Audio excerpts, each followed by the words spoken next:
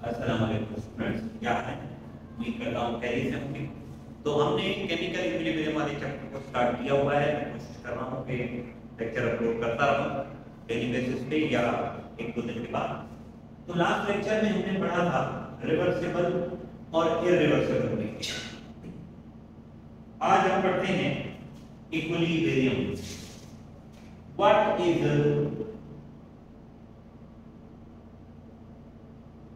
Equilibrium? Equilibrium क्या है? What is equilibrium? ठीक है, राइटिंग आ रही है, दिखाई दे रही है, काम ओके है? यस, काम ओके। इक्विलिब्रियम कहते हैं वो कंडीशन जहां पे कुछ चीज बैलेंस, जहां पे कोई चीज बराबर हो, दैट इज कॉल्ड इक्विलिब्रियम। जहां पे चीज बैलेंस हो, बराबर हो, दैट इज कॉल्ड इक्विलिब्रियम। और यहां पर जो इक्विलिब्रियम है उसकी डेफिनेशन है कि the condition at which rate of forward reaction is equal to rate of reverse reaction. जहां फॉरवर्ड रिएक्शन और रिवर्स रिएक्शन आपस में बराबर हो जाए, means rate of forward reaction is equal to rate of reverse reaction, तो उस condition को बोला जाएगा इक्विलिब्रियम। अब देखो, अगर फॉरवर्ड रिएक्शन का रेट बराबर है रिवर्स रिएक्शन के, तो अगर मैं बोलूं कि भाई what is net reaction, net reaction क्या होगा, तो क्या बोलोगे? Net reaction is zero. Equilibrium पर जो नेट रिएक्शन होता है, जो नेट चेंज होता है, वो क्या होता है? Net reaction is zero. कैसे? जैसे मिसाल के तौर पर यहां पे मैं खड़ा हूं, दो कदम में चलूंगा, एक दो, ठीक, फिर यहीं से दो कदम पीछे चलूं, एक दो। तो अब क्या कोई मैं अपनी जगह से आगे गया? नहीं, मैं अपनी जगह पर उधर ही, जितना फॉरवर्ड डायरेक्शन उतना रिवर्स डायरेक्शन। नेट रिएक्शन क्या हो गया? जीरो। नेट चेंज क्या हो गया? जीरो। अब जब इक्विलिब्रियम होती है तो उस इक्विलिब्रियम पर क्या होता है? There is no change in measurable properties। measurable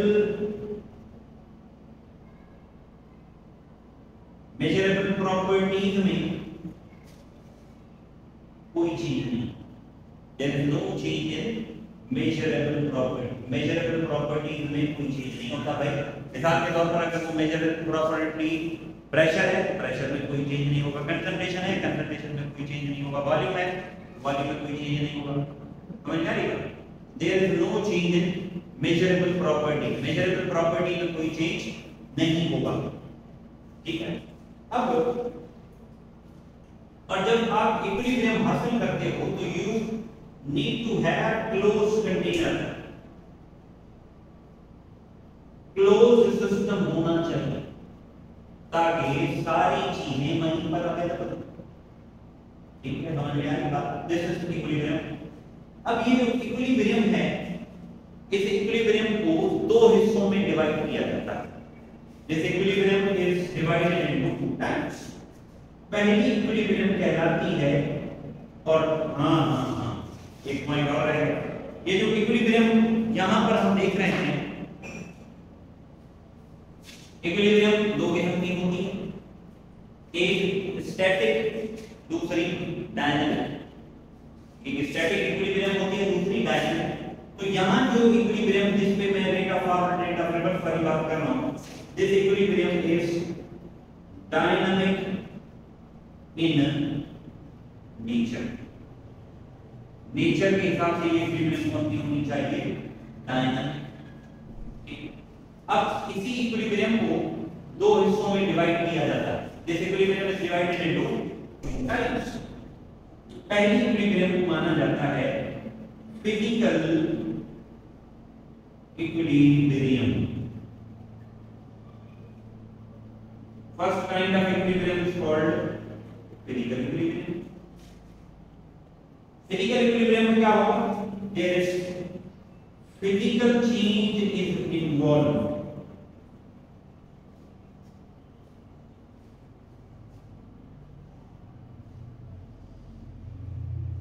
दिखाई दे फिजिकल चेंज इज इन्वॉल्व। इस इक्विलिब्रियम में क्या चेंज दिखाई देगा? We will have physical change. ठीक है, physical change, chemical change, basic lecture मैंने किया हुआ है। हाँ, और एक बच्चे ने कमेंट किया था कि सर वो हमें वो लेक्चर है इसका मोल के हवाले से, तो मोल पे मेरे 3-4 किस्म के लेक्चर पढ़े हुए हैं। और दूसरा, अगर आपको कोई भी टॉपिक समझ में नहीं आ रहा तो मैंने ऑलमोस्ट यूं समझ लें कि 60 to 70% सिलेबस अपलोडेड है। सिंपल तरीका है, आप टॉपिक का नाम लिखें, उसके आगे मेरा नाम लिखें, आप टॉपिक मिल जाएगा। ठीक, फिजिकल चेंजेस इन्वॉल्व। अब फिजिकल इक्विलिब्रियम हमें 3-4 तरह के 5 सिचुएशन हमें दिखाई दे सकती हैं। एग्जांपल्स, जैसे एग्जांपल 1, सॉलिड है, कन्वर्ट हुआ लिक्विड में, फिर लिक्विड कन्वर्ट हुआ सॉलिड में। तो यहां सॉलिड लिक्विड में कन्वर्ट हो रहा है, तो इसे क्या बोलेंगे? मेल्टिंग। इसे क्या बोलेंगे? फ्रीजिंग। तो rate of melting is equal to rate of freezing. जब दोनों बराबर होगा, लिक्विड में सॉलिड लिक्विड में कन्वर्ट होगा और लिक्विड में कन्वर्ट होगा सॉलिड में होगा, और दोनों में इक्विलिब्रियम आएगा। This is physical equilibrium. अब यहां पर क्या होगा? स्टेट चेंज नहीं हो रही। एग्जांपल नंबर 2, वहां स्टेट चेंज यदि हो रही होगी, फार्मूला चेंज नहीं हो रहा, माना केमिकल कंपोजिशन चेंज हो गई। सेम के जवाब में नहीं आया होगा भाई लिक्विड किसमें कन्वर्ट हुआ? गैस। गैस किसमें कन्वर्ट हुआ? लिक्विड। तो यहां क्या होगा? और इक्विलिब्रियम को जाहिर करने के लिए भी अप्लाई 2 हेड एरोस, 2 किस्म के एरोस लगाते हैं। यूं करके यूं भी लगाए जाते हैं, क्या है? अब यहां पर ये क्या हो रहा है? Rate of vaporisation is equal to rate of liquefaction या कंडेंसेशन। सेम केस, अब आपका दिमाग काम कर रहा होगा कि कौन कौन सी बातें हमें। सॉलिड कन्वर्ट हुआ किसमें? गैस में। गैस कन्वर्ट हुई किसमें? सॉलिड। सॉलिड का गैस में कन्वर्ट होना क्या कहलाता है? सब्लिमेशन।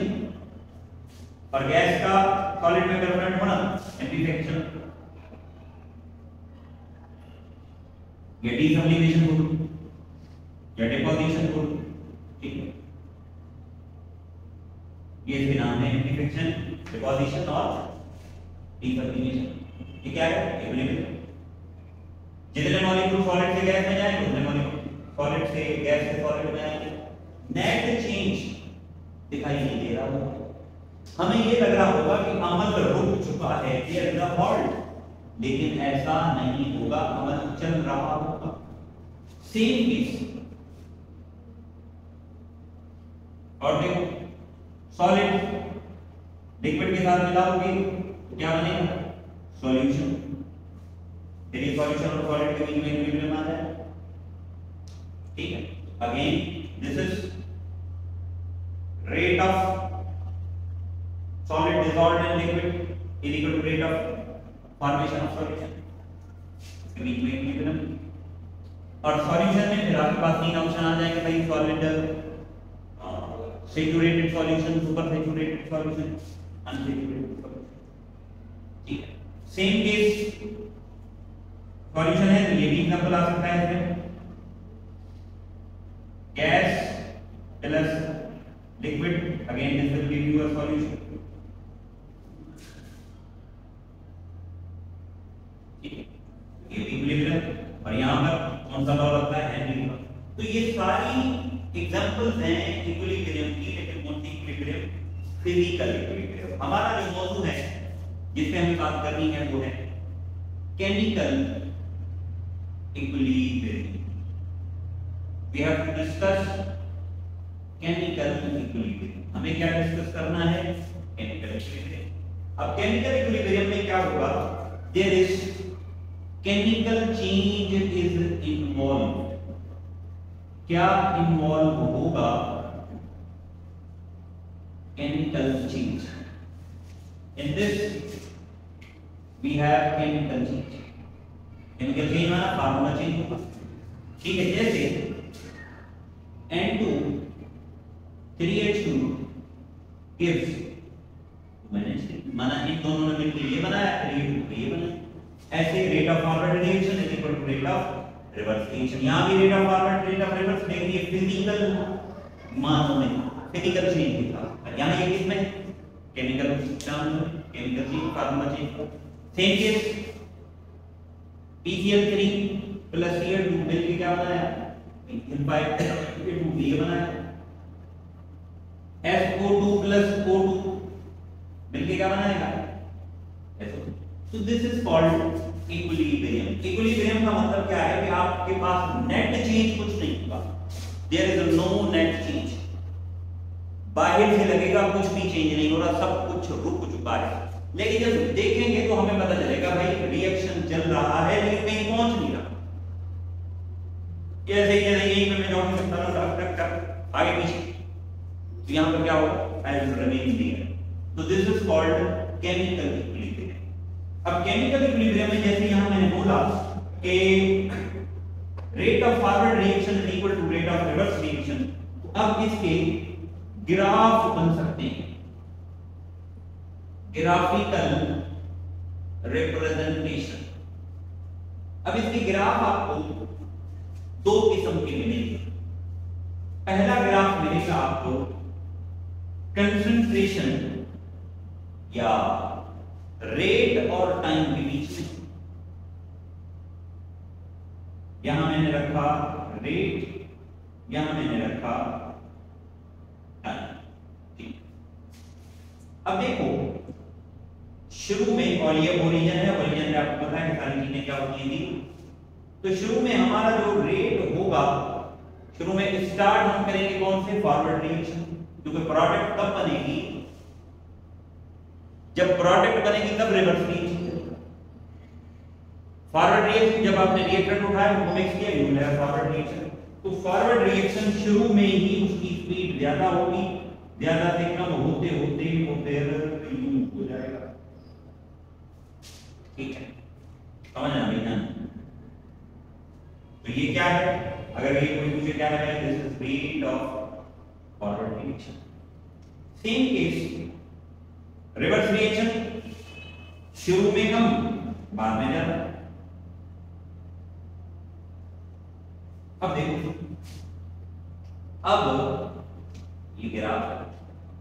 क्या ये ग्राफ इक्विलिब्रियम के बारे में बता रहा है? इक्विलिब्रियम किसे कहते हैं? भाई rate of forward reaction is equal to rate of reverse reaction. क्या रेट ऑफ फॉरवर्ड रिएक्शन और रिवर्स रिएक्शन आपस में बराबर हुए? हां जी, एक मकाम आया था जहां पर बराबर हुए, उसके बाद वो कुछ और, वो कुछ और। उसके बाद यहां से देखो ये फॉरवर्ड रिएक्शन कांस्टेंट हो गया है, रिवर्स रिएक्शन कांस्टेंट हो गया है, लेकिन दोनों बराबर नहीं।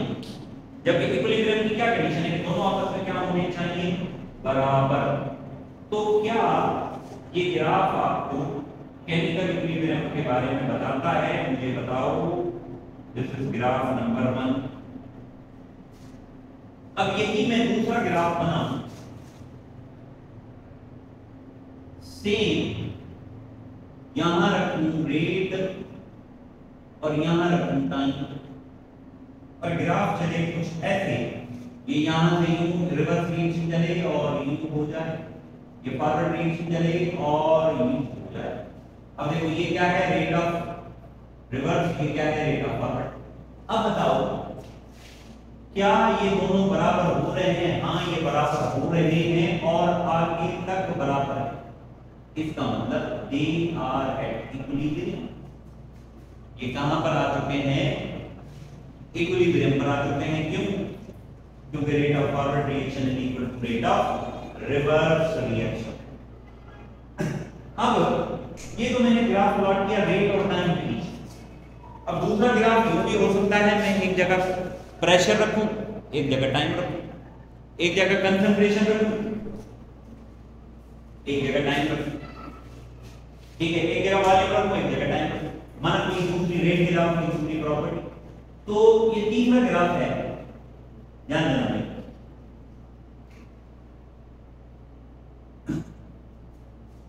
यहां है कंसंट्रेशन और यहां है टाइम, और इक्विलिब्रियम पर क्या होता है? नो चेंज इन कंसंट्रेशन को दो, प्रेशर को दो, ठीक है, या no change in measurable property, वो फिक्स हो जाती है, कांस्टेंट हो जाती है। अब देखो ये ओरिजिन, अब यहां से एक लाइन यूं निकली, यूं हो गई, यहां से एक लाइन यूं निकली, यूं हो गई। अब आपको नहीं पता कौन सी लाइन किसकी, ओरिजिन जीरो, मैंने कंसंट्रेशन दी, कंसंट्रेशन में क्या होगा, मेरे पास हीट प्रोडक्ट, तो रिएक्टेंट क्या शुरू में रिएक्टेंट जीरो होते नहीं, तो ये है प्रोडक्ट, रिएक्टेंट की कंसंट्रेशन ये है प्रोडक्ट की कंसंट्रेशन। अब देखो ग्राफ रीड करना आता होगा आपको, ये इसकी कंसंट्रेशन जीरो है, बढ़ रही है, बढ़ रही है, बढ़ रही है, लेकिन इस जगह से एक्सिस के पैरेलल होगी। याद रखो अगर कोई ग्राफ एक्सिस के पैरेलल हो जाए, माना वो जिसके सामने है वो चीज कांस्टेंट होगी, इसका मतलब यहां से आगे कंसंट्रेशन कांस्टेंट होगी, यहां से डिग्री हो रही है, हो रही है, हो रही है, हो रही है, हो रही है, लेकिन यहां से आगे रिएक्टेंट की कंसंट्रेशन भी कांस्टेंट होगी। इसका मतलब क्या है कि प्रॉपर्टीज में कोई चेंज नहीं आ रहा, प्रॉपर्टीज में कोई चेंज नहीं आ रहा। अगर प्रॉपर्टीज में कोई चेंज नहीं आ रहा तो इसका मतलब क्या है, देयर कंसंट्रेशन बिकम कांस्टेंट। और यही इक्विलिब्रियम की बात है कि इक्विलिब्रियम में क्या होगा, कंसंट्रेशन कांस्टेंट हो जाएगी। तो आप बोल सकते हो कि यहां से आगे दिस इज इक्विलिब्रियम पॉइंट, और onwards now we have equilibrium. अब इक्विलिब्रियम आ चुकी है हमारे पास, ठीक है। अब ग्राफ नंबर चौथा, यहां वही कंसंट्रेशन देखना, मैं कॉन्सेप्ट में आपको क्लियर करूंगा और आपको बातें समझ में आए। अब यहां पर ये यूं गया,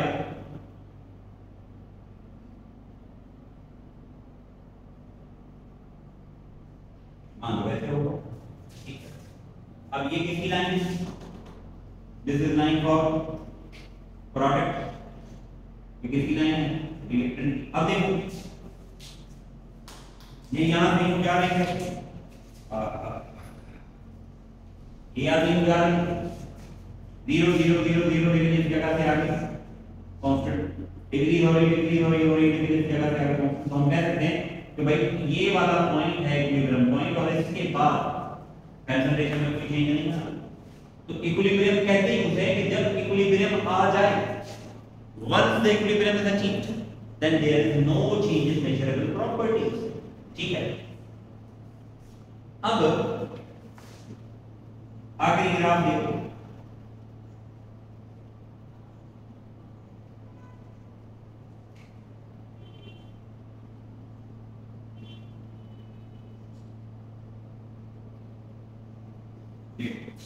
ये यहां पे मैंने वही कंसंट्रेशन, यहां पे मैंने टाइम की कंसंट्रेशन कितनी होगी भाई, प्रोडक्ट की ये कंसंट्रेशन कितनी होगी, ये देखो डिक्रीज कांस्टेंट, इंक्रीज कांस्टेंट, लेकिन इस जगह के बाद दोनों कांस्टेंट भी हो गए, बराबर भी हो गए, दोनों कांस्टेंट भी हो गए, बराबर भी हो गए।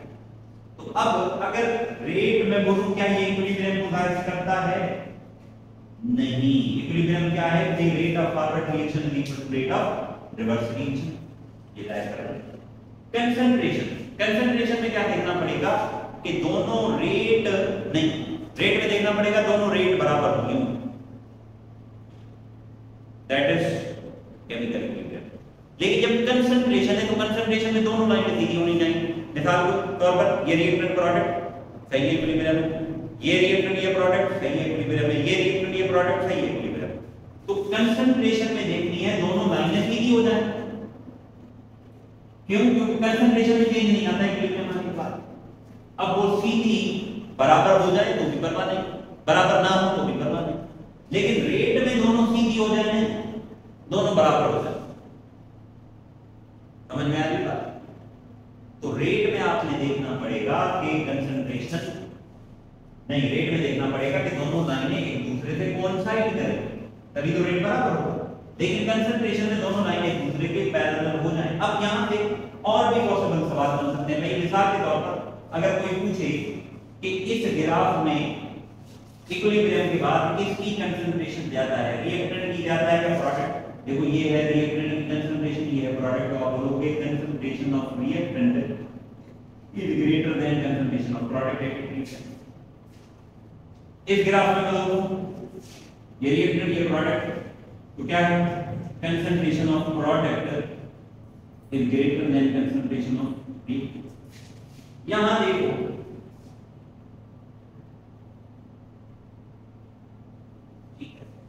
समझ गए क्या कंफ्यूजन है? तो ये थी आज की बात। आई होप आपको समझ में आया होगा। ठीक है, थैंक यू। पढ़ाई करते रहो, पढ़ाई करते रहो। अल्लाह हाफ़िज़। इसको नोट करो, देखो बोर्ड को देखो, सीने देखो, काम ओके चल रहा है। Okay, thank you.